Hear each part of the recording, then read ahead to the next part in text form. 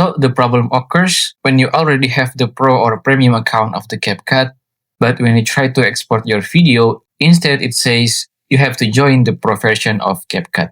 So to solve this problem, first you need to check if you log into the right account that have the Pro benefit by going to the homepage of the CapCut.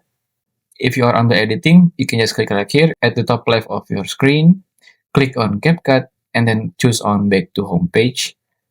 And then right here, as you can see, I have this Pro version of the CapCut. And then after you are sure you are logging into the right account, you can just restart your own device.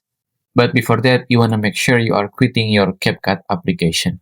So after you restart your own devices, you can just open the CapCut application again. So after it was open, right here on the CapCut application, you can just choose the recent project that you want to export before.